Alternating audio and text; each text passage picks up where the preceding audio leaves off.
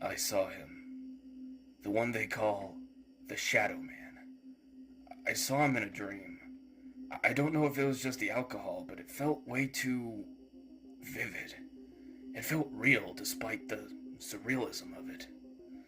I had such anger in my heart the night I had that dream. I found out my wife had been having an affair with my brother, as told by said brother, and later confirmed by my wife. I guess the guilt overwhelmed the both of them. I didn't take it very lightly, as you can imagine. We all three got into a yelling match before I stormed off to the bar. I was not one to get drunk. I enjoyed drinking for the taste and the minor buzz I'd get from it, but that night was different. I felt as if I had to numb myself to escape the heartbreak and pain I was drowning in. I drank so much that they cut me off and kicked me out of the bar. My phone had died, so I couldn't call for a cab, so stupidly, I tried to drive myself home.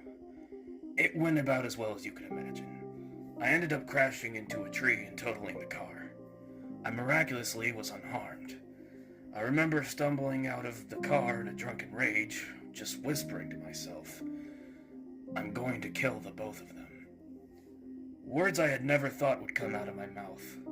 Words I wish I could say I didn't mean, but at the time I did. After such a horrible night, I felt I needed some form of retribution. Thoughts of ending their lives just kept pounding in my brain. It was all I could think about, and all I could rationalize with myself. I got up to a streetlight before I guess I completely blacked out, but after what felt like a short time, I woke up. Or, at least I thought I did. When I opened my eyes, I was staring directly at the sky. It was a starry, purple sky. Not like the ones you see at night. I mean a bright purple.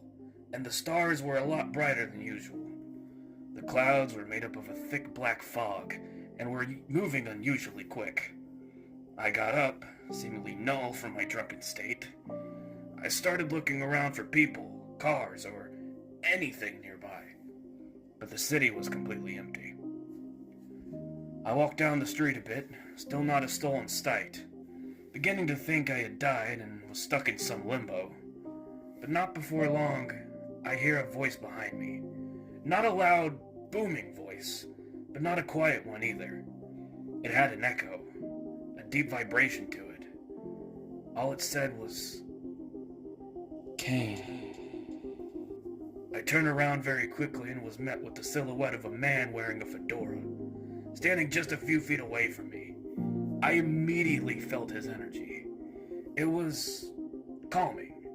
Not in a sense of some relaxation, but I could immediately tell he posed no threat to me. So I began to speak back. "Hey, how do you know my name?" The man begins to chuckle.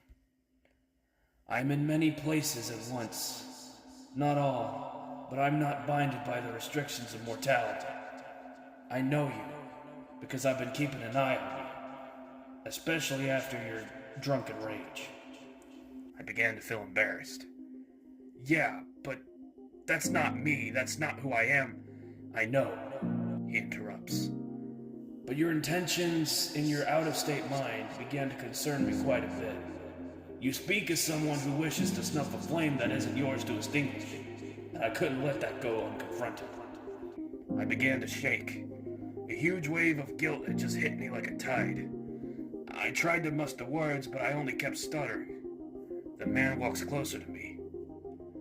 "I understand you're angry. You wish to inflict pain onto them like they did to you. You want vengeance for your hurt, your loss. You see it as an eye for an eye, but it's not that. It's an eye for an entire head.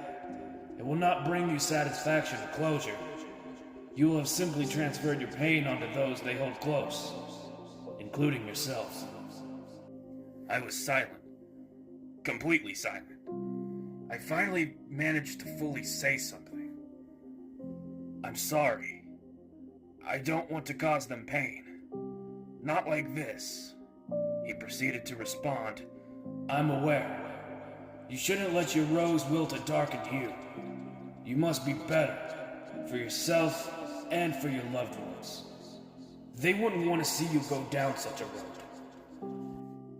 tears formed in my eyes as I began to fall to my knees. I had never felt so alone before. But then the man kneeled down to my level, and he said to me, "That's why I'm here." He proceeded to hug me, and I couldn't do anything other than give him a bear hug in return. As I wept into his arms, after a night of pain, loss, anguish, and hatred, I finally felt a sense of calm, like an anchor had been lifted off my back. The sky began to revert to a more normal color before he spoke his last words to me. "Now wake up." I immediately felt a jolt as I sprung up from my unconscious state. I was in a hospital bed, surrounded by people, doctors. I looked around at them before sharing glances with the two that were right next to me. My brother and my wife. They had that look that mixed guilt and relief. Both forced a smile at me before running up and hugging me from both ends. I didn't even know what to say, do, or feel, and I simply just hugged them back.